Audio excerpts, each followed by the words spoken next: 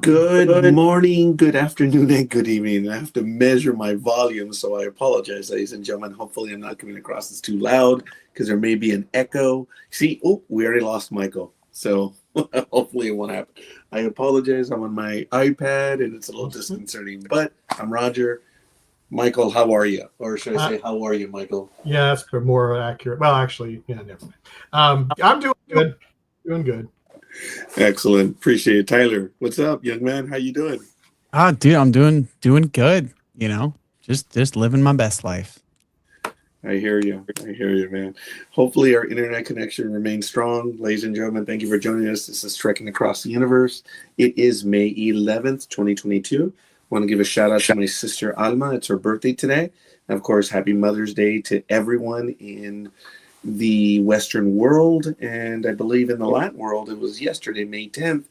But it's Mother's Day for everyone. So we'll get to it. And I'm already getting a few questions, but we'll get to that a little bit later. Ladies and gentlemen, we are talking about Andor, season 2, episodes 7 and 9, and Not eight, right? well, that might be the one we may be spending all of our time on. Who knows? We'll see. But 7, 8, I meant 7 through 9. Sorry, but yes, we are going to get 8 in there as well. So let's get to it. Tyler, I don't always go to you first, dude. Expectations. I mean, yeah, this was good. This was good. I think it almost kind of felt like these 3 episodes could have been like a season finale, honestly. Like it's just kind of how like the feel that I got from it. So I really enjoyed these 3. I think episode 8 was just wild. Really made you hate the Empire because it just showed. I mean, we already hated the Empire, but you know, you see it in such a more adult way, and I'm really coming to appreciate that. Where at first, the first couple episodes, I had some issues with some of the more adult themes, and now I'm starting to really appreciate them. It's a fun ride. What do you guys think? Michael. Oh, I totally agree. We were talking to a friend of ours yesterday, and he was saying, "Oh yeah, the season finale of Andor. I finished it all. It was so good." And we went, "That's not the end. We got 3 more episodes next week." And he was stunned, but he was saying, "I'm glad." But I did enjoy it. I mean, 8 just was like, wow. And I got a kick out of Karen was right. A lot more people died. Wish she was here today. Karen said that everybody was a lot of people were gonna die. She said, "Oh, yeah." Wasn't it Karen or was it Tyler? It was one of the two of them. I think she and I both had mentioned that, but I think she said it first, and I think she was just talking about like people in general, and I was definitely talking about more main characters. But I think there was consensus between she and I that just like everybody's gonna die. Yeah, They've got. I mean, it was impressive, and I agree with you, Tyler. When you said, I mean, you just hated the Empire, the manipulations, and everything. It's like, wow. There was a lot going on in episode 7. Quite frankly, I don't know. It's like we're always playing catch up, and episode 1, episode 4, and now episode 7. Those are catch up episodes. We're finding out where they are, what's going on. They have to set the tone for this arc. I almost want to say that episode 7 was forgettable. We learned that Andor is doing stuff. He believes in the cause, but he's not a believer even still. He knows he's doing the right thing, but he is not the guy that tells what's her face in Rogue One. I know, I'm so sorry. Jyn Erso. He says, everything I did was for the rebellion. We're not there yet. Yeah. But we're getting close. Episode 8, wow. Yeah. Do you guys remember what I said about Deidre, whether she was going to survive or not? Oh, wasn't it interesting what happens in episode 8? They take a shot at Deidre, don't they? Yeah, I mean, I think it was. What was it? It was one of the two of them. I think it was Karen or it was Tyler. One of them said that they were going to survive. Yeah. Yeah. And I'm kind of like, it's weird to say, like, I'm glad that she didn't bite the bullet yet. Yet. And I think I had mentioned it to you guys after we got off air last week. Like, I have some theories about what could happen to her that I think would be really cool. And knowing that she survived makes me think, like, all right, maybe I was right. Maybe we'll see those things come to fruition. That'd be really sweet to kind of just tie up a bunch of loose ends from a lot of Star Wars projects. So I'm curious to see what happens to her in the long term. Do you guys remember what I said about whether I felt she was going to live or die or not? Do you guys even recall? I don't remember what I said. You said Tyler was always right. Listen to him. Yeah, that's I agree with that one. Yes, Tyler's always right. Mm-hmm. In episode 8, we see again that Andor is not happy with the way Luthen is doing things. No. And it's obvious that he is invested in Bix. And I think there's a confrontation also. I'm sorry, go ahead.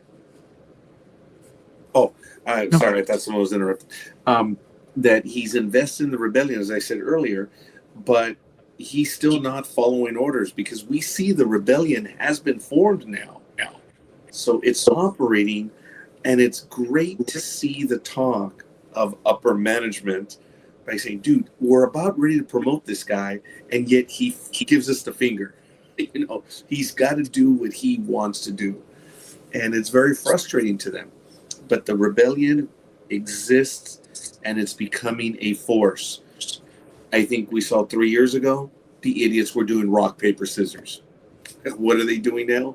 They're actually following rules and are a force that will be something to be reckoned with.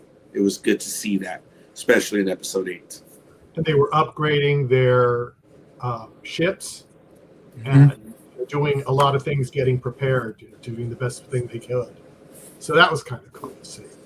But like you said before, I mean, Andor is not fully in at all yet. No. Something's got to change. Wasn't these 3 episodes, so something's got to happen in the next 3 episodes that changes him into that character that we saw in Rogue One. So I had no idea that we were going to see another massacre. We should have seen it. It was described in episode 1, the Tarkin massacre. Yes. We had no idea that we were actually going to see a massacre. Again. And this is, I think Tyler said something about it. It's the adult Star Wars. And we see what the Empire is capable of. We know what they can do, but it was ruthless. When you saw the droids doing what they were doing with the bodies and everything, oh my God, that was just absolutely crazy. Cyril, dude, this guy is the biggest proponent for the Empire. This guy lives for order. He's a lackey. He wants order. I think that's all he wants. And I think he's the biggest cheerleader for the Empire the world has ever seen. Do you think Deirdre was upset at the way things were being played out? Or do you think she thought that was fine? What do you think, Tyler? Because I think she's for the cause. She is a believer in the Empire. For the cause, but did she like the way it was executed? That's kind of what I'm saying. Sure. Yeah, so I struggle with both Deirdre and Cyril. I kind of feel like they're two characters that want to fit in. Particularly Cyril. Like he's a character that really wants to be a part of like the popular crowd, if you will. And like the Empire is kind of like the popular crowd. So you're gonna go along, you're gonna be very agreeable. But I think deep down he knows what he's doing is wrong. Right? And I think that's what has kind of been set up here. And I think Deirdre is just like she's one of those people who's been raised. I mean, literally, she was raised by the Empire, right? So I don't think she knows right from wrong. Like, I think she's oblivious to what she's doing. And I think in episode 8, we started to see maybe hints of like, is this? Yeah, that's why isn't right. That's what I was seeing too. That's why I was asking, because I really felt like she she realized that this wasn't the right way to do things. But as you said, she was raised by the Empire. Right. Yeah, they've both been brainwashed in really unique ways where it's just that idea of like where is the line, you know? And what do they do in response? Like we've seen in other Star Wars lore that there's characters that the high ranking members of the Empire that do turn traitor.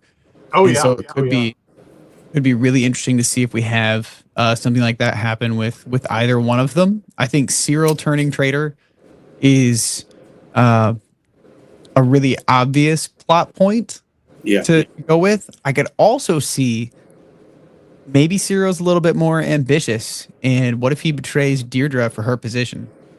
And I could see that as well, because he kind of feels like he's an emasculated man, and he has something to prove, right? And so if he takes his wife's spot, you know, and sells her out, then he really looks like he's all in for the Empire. He's willing to do anything for them.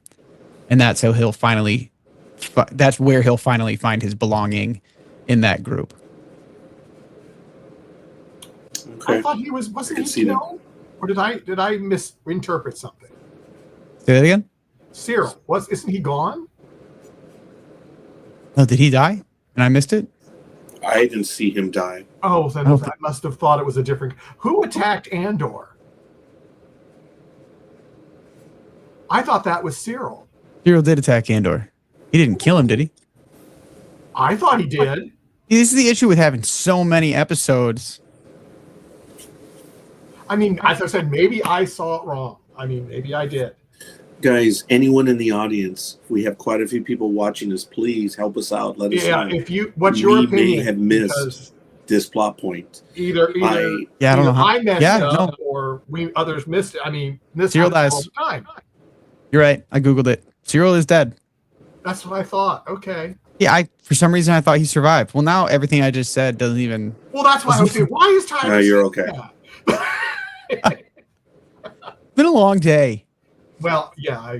Tyler, I missed that too, and I don't have my notes with me right now, which I'm embarrassed by. No, for some reason I thought that he survived that kerfuffle. No, he did not. The kerfuffle. The kerfuffle. Good word for it. I mean, yeah. Yeah. I don't know. Maybe he'll pull an Emperor Palpatine and come back. Yeah. Who knows? There it is. No one's ever dead. Shot in the head.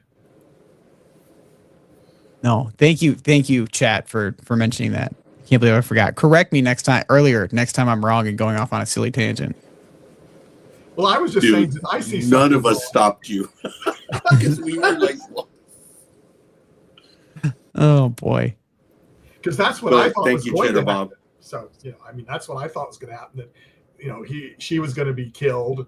Especially when Andor went there to do that, and I said, "Oh, she's going to be killed." Cyril's going to take over, and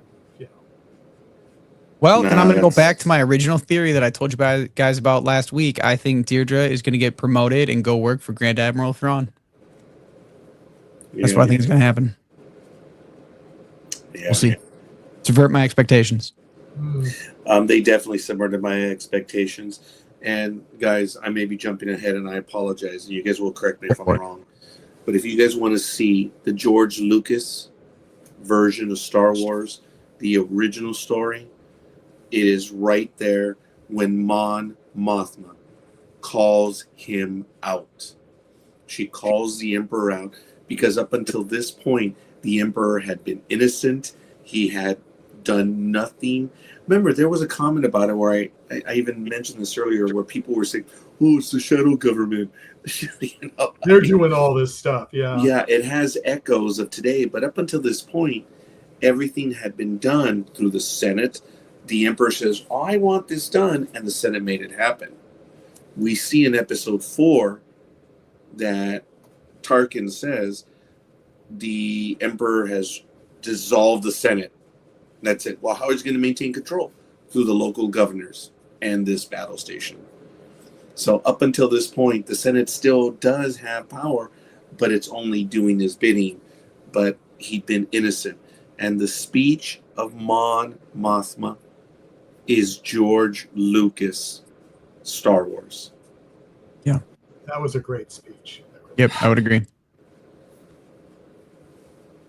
It I am was. curious to know where's the Emperor when all this is happening. In his castle.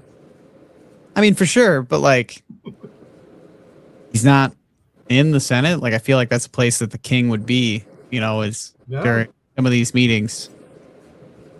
I'm sure he's watching I'm sure. all of his people, but he's not. He isn't there. You're right. But Okay, well, guys, remember that we've seen several scenes where Mon Mothma and others have been talking, and there's someone that's holding the floor, whatever you call it, and the Emperor has not been there.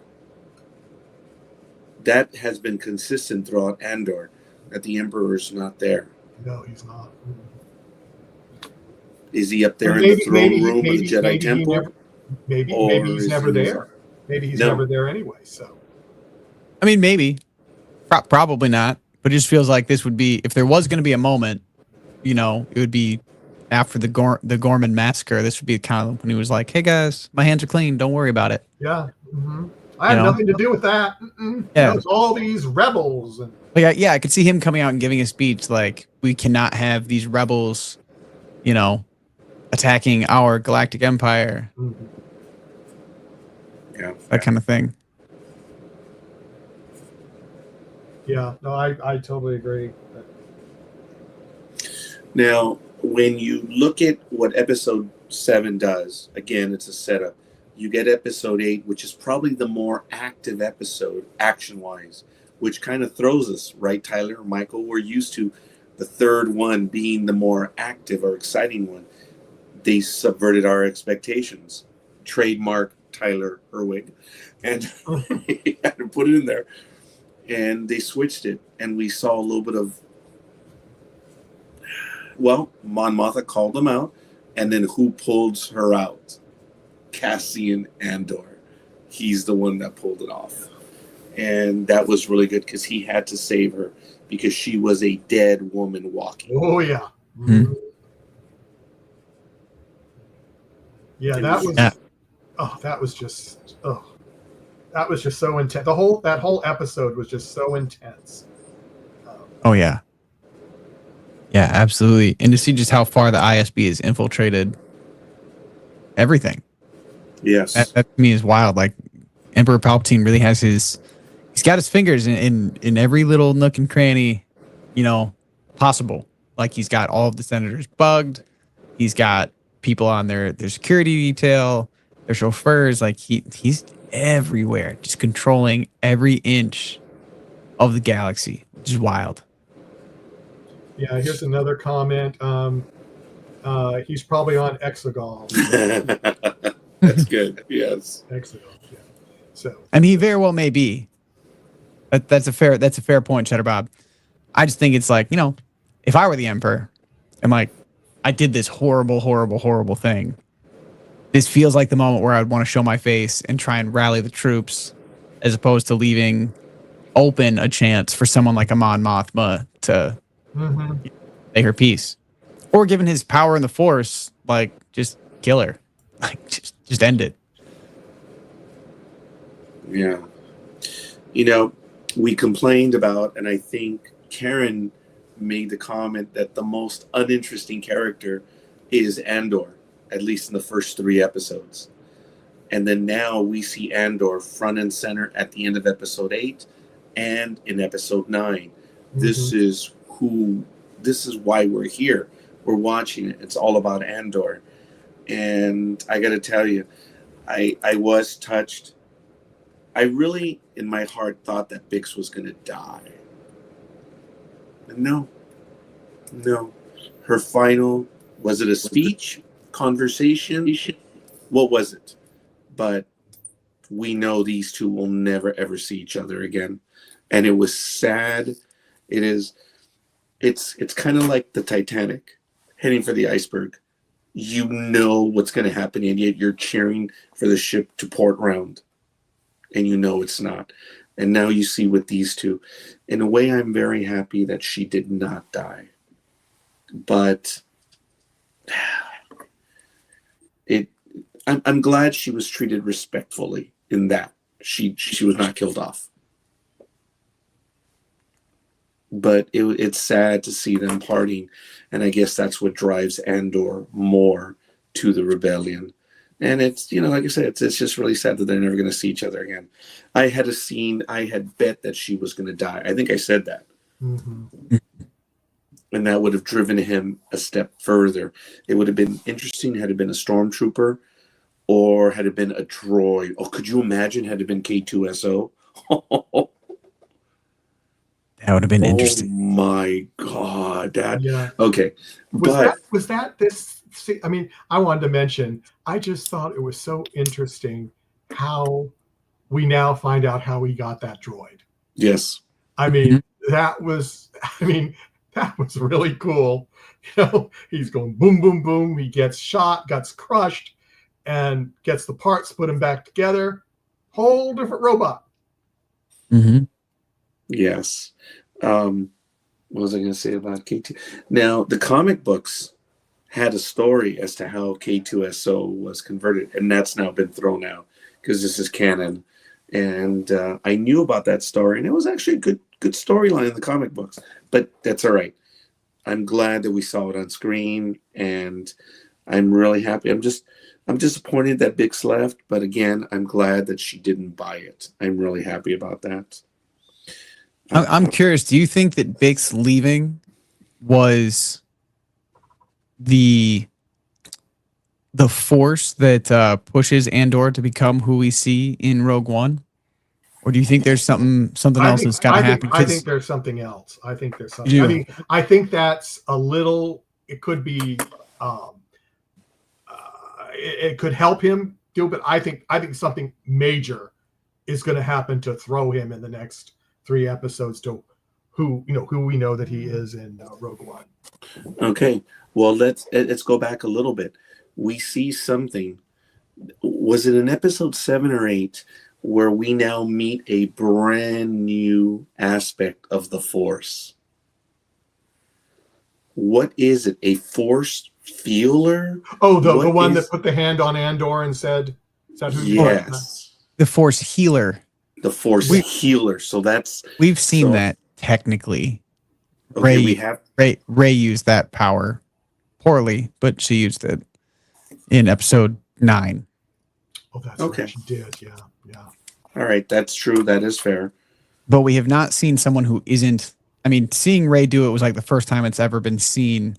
But a Force healer was something that, like, those existed. They're people that weren't powerful enough to be Jedi, but still had an affinity for the Force, and they were throughout the galaxy. So I did think that was interesting to see. Yeah, and I also think she must have had some kind of. I mean, she knew something was going on from across the room. She felt something with Andor. She felt something. So, Liz, did you want to join us tonight? It's Mother's Day. The kids surprised her with something. Oh, I'm sorry. It's always something. I'm sorry, Roger. We're gonna have to just slap you a little bit. Be nice to Liz. Just walk downstairs, Michael. Give him a little. Oh, I'll just turn off his power. There you go. Mm-hmm. All he has to do is reset the passcode on the internet. I could do that too. Yeah, she better be nice to me. Oh. Now, Liz says that Michael and I agree with you, Tyler. Something big is coming. Yeah. No, I really think it is. Oh, whatever, Liz. Go fly a kite. Anyway,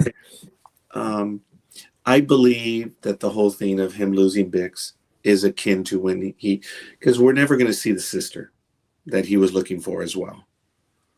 Unless maybe we do find something. But at this point, I think it would be, I don't know how they'd work it in. But it drives him further into believing the cause, yes. So I do believe that. Unless he finds out that the Empire did something to his sister.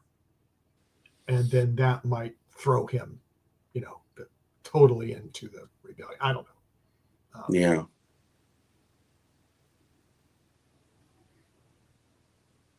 I can see that too. Yeah. or something totally different that none of us have said will come about, and we'll just say, okay, didn't see that coming. Well, and that's what I hope. Yeah, that is what you hope. That's your whole It's my whole outlook on shtick. life. Yeah. My whole shtick. This whole thing with Cyril Karn, I think he's going to go down as the tragic villain in the story, because his whole thing was, as I mentioned earlier, order, control, believer in the empire, being in Spanish, a mandilon. I'm not sure how to say it in English, but I think Tyler said it earlier. He's being pushed around by all these women, and I don't know. He really wanted Andor bad. Yeah, and he was upset when he found out that he'd been lied to about everything. He was not a happy camper at the end before he kicked the butt. Mm-hmm. Yeah. Yeah, it was. But we knew he was being used. He thought he was being a secret agent man, remember? Oh, yeah, but he had no idea that. Yeah. But we knew he was being used, and it was good. So, you know what? He got mad, whatever, disappointed. It is what it is.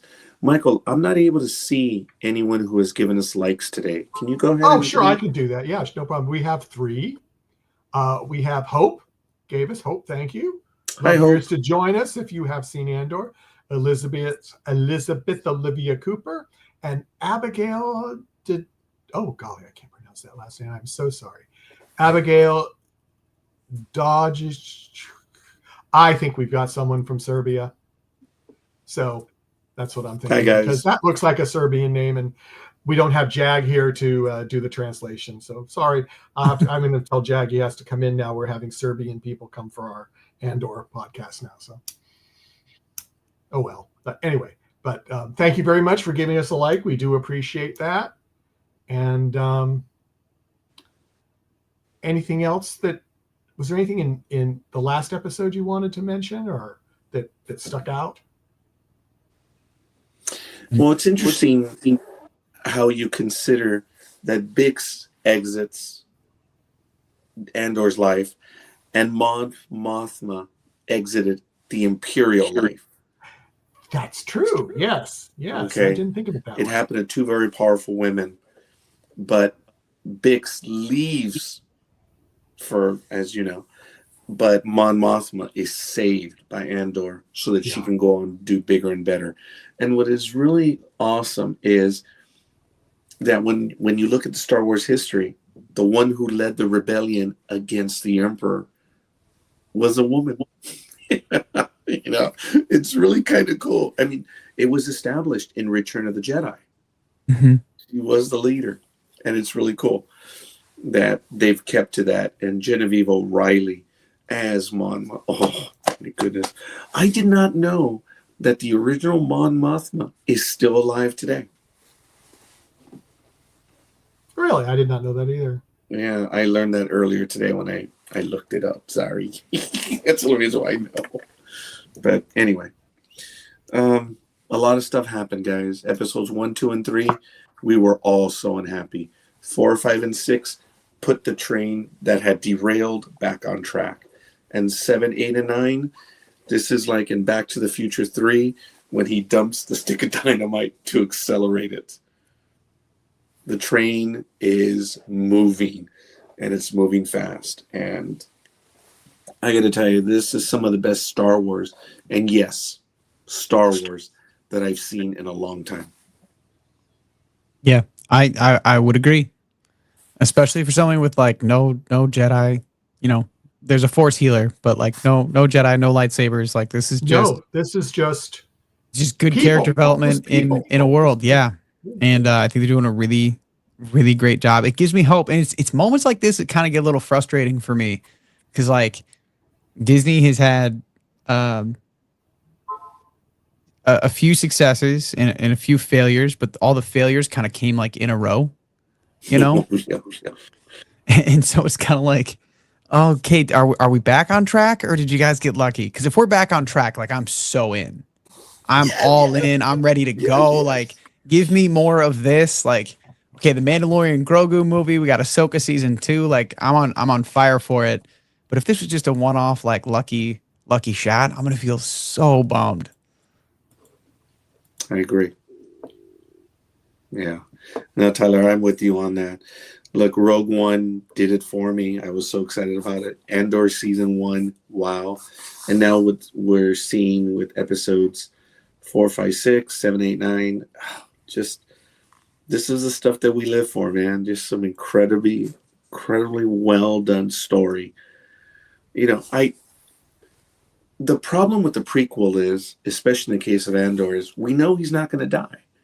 So there really is no threat to him per se, because it doesn't matter. He's going to live. But all the other characters, except for maybe Mon Mothma, there's genuine risk. And I think they've done very well from this point, up until this point. And I definitely thank him for that. I cannot wait, sadly, for 10, 11, and 12. That's it. Yeah. I hope they go out with a bang, a big bang. Michael? Or 12 bangs and, make them smaller so it doesn't freak us out too much. Yeah. So what stood out for you guys in these 3 episodes? If you guys will have one for each episode, great. If not, I have to tell you, Mon Mothma's speech. Yeah. It didn't bring a tear to my eye, but these are the moments that we live for. And that woman has okay. She is a human being. She is scared, but that woman has no fear, man. I mean, talk about it. She calls him out, and to make no bones, this is why we are where we are at that point in Star Wars. This woman has cojones, and I say that respectfully. Yep. No, she was. I mean, that was a big. I mean, that was big for me too. And I thought, I'm so glad I know she survives, because I would have been freaking out thinking that she was going to be killed when she was trying to get out of there. But I didn't have to worry about that because I knew. But I mean, if we'd actually seen these in the original order, we wouldn't know a lot of this stuff. So I don't know if that would make you feel different, or but we know she survived. So I mean, I don't know. I just thought it might be interesting to think about that. If we had seen these in chronological order, not seen anything else, would we feel differently about certain things, or anticipation, or is that too stressful to think about? I mean, for me, it would depend on where you start. Are we starting with? No, we're starting whatever has been produced. We start with episode 1 or the Acolyte? Whichever was first, which was probably the Acolyte. So you started there, and I ain't watching. If I would have started with the Acolyte, no, I'm just saying, I would have been done. Oh, really? You would have been done? Yeah. Okay. Oh, 100%. I would quit. Especially when she kills the kid that's in air. I'm like, how the hell do you kill a Jedi like that? I mean, cut it out, man. Guilt, whatever. Skipping the Acolyte, starting off at episode 1, I think it would be a really different emotional roller coaster. Yeah. No, it'd be so different. That's what I'm saying. It would be so different. And especially if you did it, like if you did everything in chronological order. Yeah, that's what I'm talking about. Yeah. I mean, you do, because I'm even saying like the animated stuff. Like if you really did all of that, like your emotional connection to these characters and the amount of ups and downs you would go through would drive you insane. Yeah, because you'd start with like episode 1, and then you'd have to move over to the Clone Wars for like 9 seasons or whatever. You fall in love with Anakin. Wait a minute. No, back up. Wouldn't we have the Tales of the Jedi? Wouldn't those be the first ones? Oh, you're right. That's what I'm saying. I mean, but see, this is like a new kid, 10 years old, has never seen Star Wars. And if he sees them in chronology, I think he would have such a different take on everything than we do, the way we saw them. I mean, I'm willing to go through and test this with my children and let you know what happens. I will experiment on them. They're the test. Okay. Because my daughter has seen Star Wars things, but she's not quite there to understand. She's not old enough yet to get. Yeah. Right, to like really put every Jedi is Luke Skywalker. Actually, it's Luca Skywalker, is what she calls. But it's anybody with a tell Luca that when he comes back. Hopefully, next week. Yeah, every Jedi is Luca Skywalker, unless you have a red lightsaber, and then you're Darth Gator. Darth Gator. Ooh, that's great. Darth Gator. But yeah, so that could be really interesting because I know that I think about how like connected I am to these characters. And I've seen them, all of these things, a million times in all sorts of different orders, and it'll be fun to go through it and really that intentionally. I really think it would be a different experience. I really do. If you've never seen it and you watch it the other way. So if I ever get amnesia, you two need to promise me that you will come force me to watch everything in order so I can relive it all. Will do. I promise right now, buddy. I promise. Thanks, man. I promise. I do. Hell yeah, definitely. We actually got another like, Michael. Yeah, Tony Canopta. Oh, hey, Tony. Yeah. Shout out to Tony. Big T. Yeah. Yeah, so that's kind of cool. I'm trying to think. What was a moment for you, Michael? I said that, and then just the battle. I mean, the massacre. I mean, it was just so intense. That stood out for you, yeah. It stood out, and I just kept going. No, it's not going to be bad. It couldn't be, and then it was worse than I thought. It was and then you know what really did get me was the newscasters. Mm-hmm. I just felt, I mean, they're telling what the Empire wants them to say, and I just, I'm not even going to say any more about that. But it just got me, and I go, don't they really see what's going on? They didn't. They just used that narrative, and I guess I got really nervous when, I can't remember who it was, but it was a guy that's running everything from the base, and he was talking to Deirdre, and she goes, "Oh, but you know, you don't want this to happen because the rebels have guns. That's good." You know, and I was like, okay, what does that mean? It's like they had someone shoot somebody, that they made it seem like it was a rebel. They shot one of the stormtroopers. Yeah. And I was like, wow. Yeah. Kind of going off that. Kind of going off what Michael just said. One of the things I found really interesting about the whole Gorman massacre was how familiar it felt to me. I mean, if you guys remember all the riots that happened here in Minneapolis just a few years ago, I lived just a few blocks away from where a lot of those were happening due to circumstances in the area.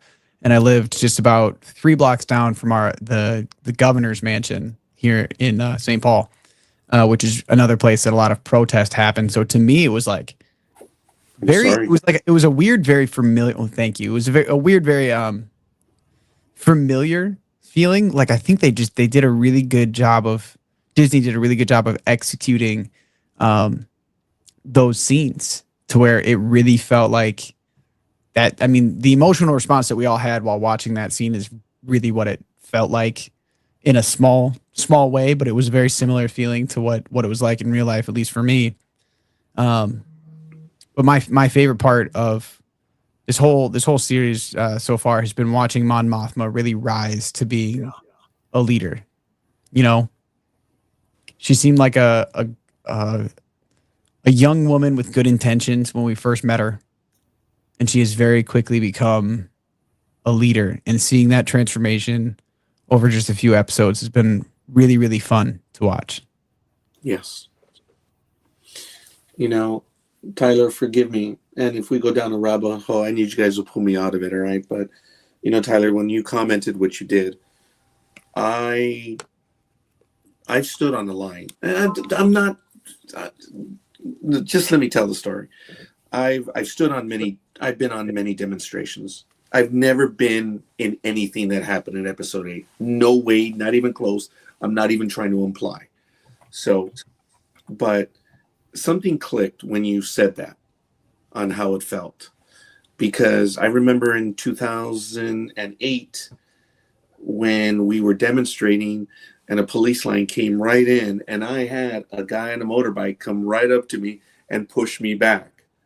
And I was listening to what you were telling me, and I have been in things like that, but it never went bad. Sure. So when I saw that, and I didn't comment about this earlier, I don't live in a world where that would happen to me. But I think about the people that actually, well, you witnessed it, you saw some of it. And not only in our country, but in other parts of the world where this is a regular occurrence. Mm-hmm. And I don't know, I guess I just had to say that. It's probably jumbled and I apologize. But when you said that, Tyler, it did click. I've been to demonstrations, but they never crossed that line. And when I saw that, I was saddened by it. I was. And when a TV show, forgive me, when a blasted TV show can make you feel they're doing their job. Yeah. Yeah. And I mean, like you, I have never been in a demonstration that took that turn, but they've happened. Like I've been to demonstrations for different things, and I obviously live in a city where a large amount of protesting happened and rioting happened and political demonstrations happened just a few years ago. And it's surreal to see your home, your city, your world in this show, to see it burn, see it fall apart. And one of the things that I think this show did really well during those scenes was it demonstrated, like, some of those the Imperial agents, like, they were new, right? They made that very clear, actually. Like, these are new. These guys are green. They're jumpy. They're scared. And so it was kind of like, okay, everyone is scared on both sides. Now there's a right side and a wrong side, but everybody's a little scared right now, which just makes it that much easier for something to catch fire, which obviously in this show it did very quickly. That's the genius of the story of what the Empire did. They put a bunch of not necessarily trigger happy, but nervous people. And you put nervous people with weapons, bad things happen. Because when we saw on Ferrex, forgive me for going back, when Andor's dad died, it was wrong place, wrong time. And then with everything that happened with Marva, these were soldiers that were, good at what they were doing, but things got out of hand. But it wasn't a misfire. It wasn't, something accidental. Here, it was deliberate accidental, right? Taking advantage of the situation. Frontline soldiers might not have fired as quickly. Were they set up to fail? Yeah, of course they were. This was set up. This is the ultimate theme. The rebels do it. We saw Saul did it. Saul Guerrero. He sold his kids out, or his compatriots. And the Empire does it as well. Dude, that's dirty, man. That is dirty. It's sinister. Yeah. But I didn't mean to take us down a rabbit hole if we did, and I apologize to everyone. It just, Tyler, it clicked. And I got it, and I apologize. I didn't mean to go, make it any heavier than it should have been. What they did, wow. I respect them. I admire them. I'm fans of Tony Gilroy and everyone else. They're still making me feel. And in Rogue One, I'm sorry, I can't control it. In Rogue One did not destroy the Star Wars story. You guys have heard, oh my God, Rogue One just destroyed everything. I was like, no, it didn't. It didn't. because they said, "Oh, well, what Rogue One does is greater than Luke and whatever." No, it happened in Episode 6. Remember where she says, "We got these plans. Many people died to bring us these Bothan spies." That's exactly what happened. It doesn't change it. We just got to see it. More details. Yeah. I'm sorry. I'm sorry, Michael. More details. That's what we got. Yes. We just got more details of what happened. I mean, like you said. I mean, and remember, Episode 4 when it came out, which was one that we thought at the time. It said it about in the scroll. I mean, it told us about this something happened. About 2 the sentences, man. Yeah, and that made a whole new movie. Yeah. So yeah. Go ahead, Tyler. I felt I cut you off, Tyler. No, not at all. I was just gonna say, don't apologize for feeling some kind of way. That's how we know that this is not just good film, but on the precipice of being truly great film, is that we're all feeling something. We don't always have to like those feelings. It's almost in a weird way. It's kind of refreshing to be like, I hate how this is making me feel, but it's making me feel, and that's a powerful thing. That's what film. Yeah, that's what film is supposed to do. It's kind of supposed to be like the ultimate medium, Yeah. 'Cause it incorporates every kind of art into it, and so the fact that this is doing that when we haven't gotten that for a while is awesome.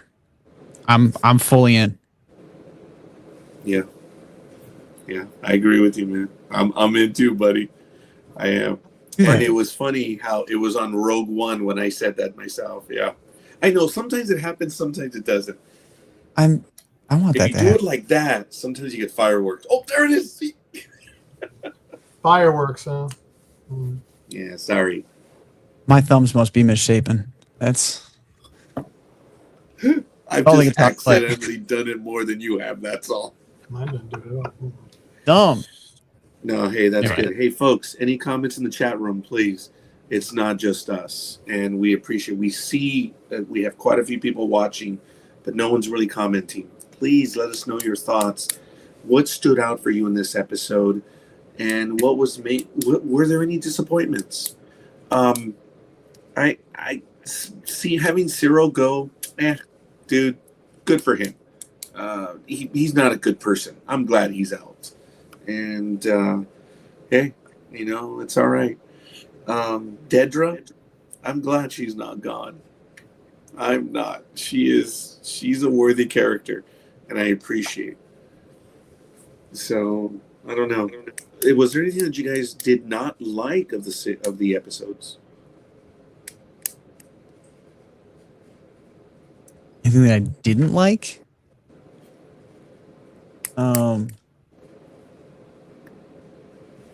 I can't think of anything that I didn't like. I mean, I was just so torn up on Episode 8. I don't remember anything that really got me upset about, but in that way that I didn't like it. I am kind of sad that we've only got 3 more. In some ways, I mean, but I know it's going to end but I don't know. I mean, I kind of don't like how Bix left. Yeah. It's just like a shitty thing to do. I don't know. Like, I get it. It makes kind of sense. But, like, if I had written it, I would have just killed her. Oh, you would have? Yeah. Oh, okay. Gosh, yeah. I would have killed her or gotten her pregnant and then killed her. Ooh, yeah. Because you gotta have, like we've been saying, like you gotta have the thing that like really gets him all in. And I feel like her leaving, like I can see how now he's all in because the only way he can be reunited with Bix is to end the war. Like he has to win or else he can't have Bix. So like that could be the thing that just gets him to where he's at. And then another year without her kind of just makes him this like decrepit, I don't give a shush, kind of guy. But I think her death would have served the story more. Yes. Michael, would you go to the comments? I just saw it, yeah. Some of the best television I've seen in years. By the way, great discussion. That's very kind of you. Thank you, Swagger. What stood out for you, Swagger? Please go ahead and comment. We'd love to hear it. What was a good thing for you and what was maybe a bad thing? We're kind of hard pressed, but Tyler did come up with something right now, and that did leave a bad taste in my mouth as well. I kind of envisioned Andor holding on to Bix as she left the universe. That she would have died. That would have been the key thing, but they subverted our expectations, Tyler. Yes. Yeah. I don't know. Trademark Subverting Tyler my Herwig. expectation only is a good thing if you do something better than my idea.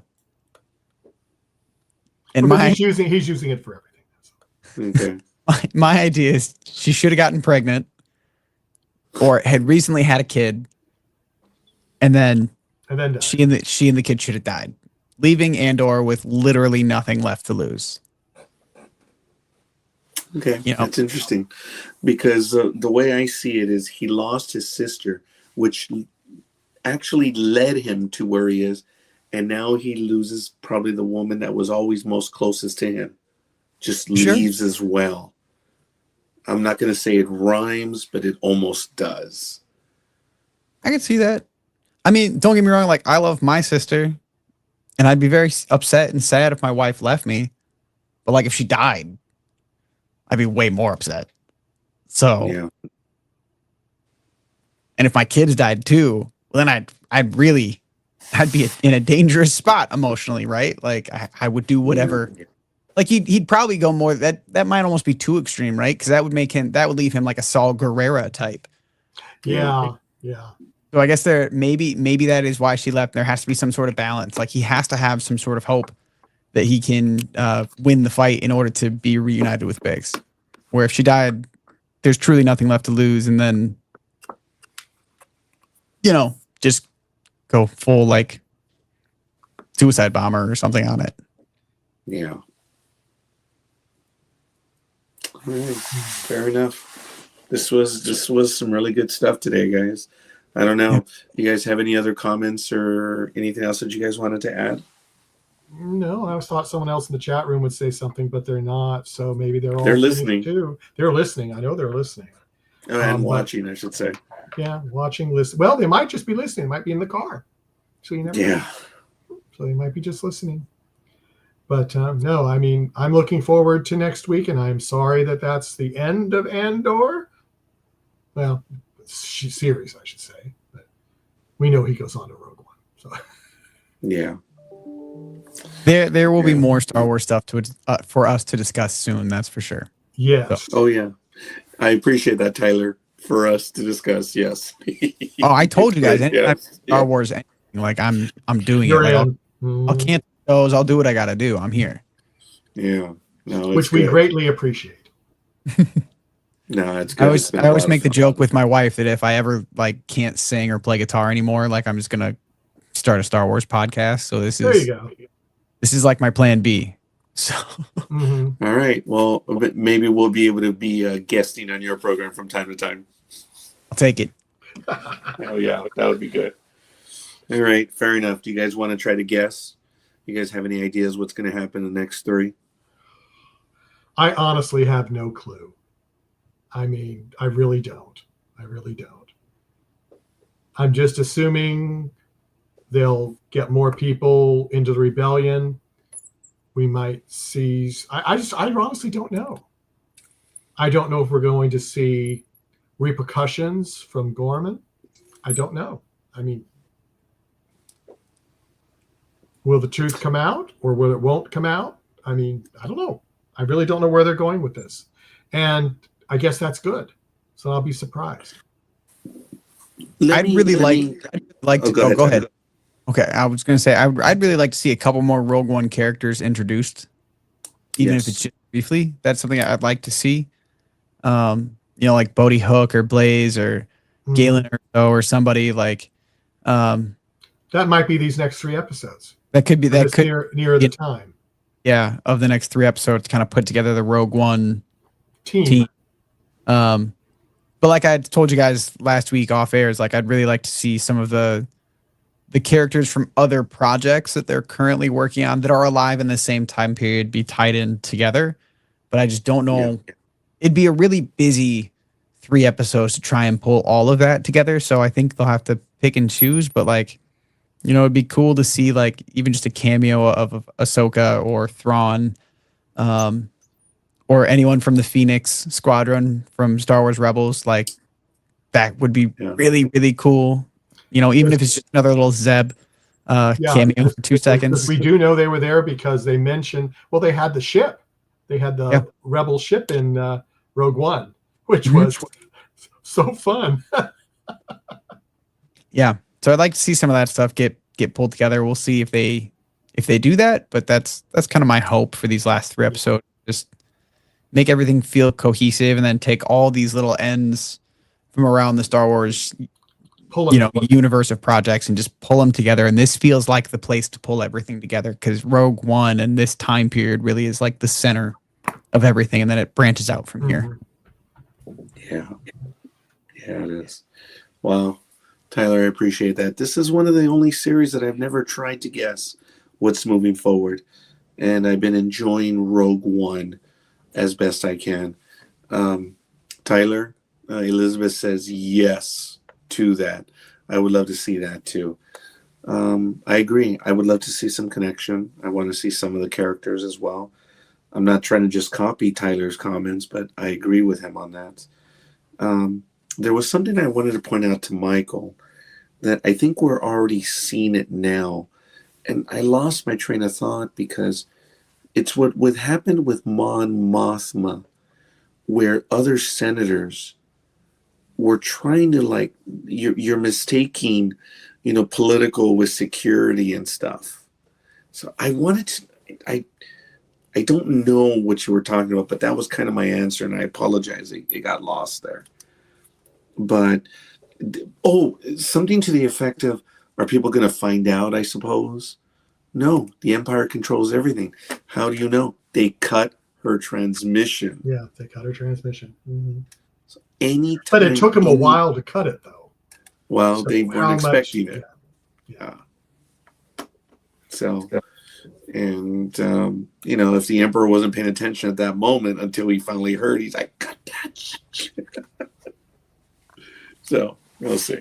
Yeah, all right, fair enough. I'm not making any projections. I appreciate what they're doing, and I cannot wait to see what they're going to be doing, and I look forward to it. I am saddened there's 3 episodes left, and that's it. Yeah. But we've been here before, and I'm looking forward to being able to continue with the Rogue One story, which is one of the highlights of Star Wars. It's what Star Wars is about. It wasn't just Luke Skywalker. It wasn't just Darth Vader, Princess Leia, Han Solo, Chewbacca. It was the universe rising up with the galaxy rising up. And things happen. One led to another. Mm-hmm. Rogue One did not destroy the importance of Luke Skywalker. It did not. Mm-mm. It added to it. So, yeah, I guess I would leave it at that. Do you gentlemen wish to add anything else? No, I'm good. I'm good too. All right, this was good. Tony Gilroy and everyone else. I did not give credits to the different directors and writers because there were. We'll have to do that next week. I do apologize, but for everyone else, thank you, Cheddar Bob, Arc54, Swagger Like Us, Tyler, Michael. It was great, guys. We are out of here, and we'll be talking about it next week. Looking forward to it. Oh, wait. We got one more comment. Oh, sorry. One amazing quality about it is that you feel it. Yes. Anxiety, danger, and weight of every sacrifice. I don't think I ever felt that. Weight watching while television before like this. Yeah. It's a good way to end. Yeah, it is. Great. Appreciate that, Swagger. Hopefully we'll see you guys next week. All right, guys. We'll see you. The Force is one with all of us. So we'll see you guys on the other side. Peace. Bye-bye.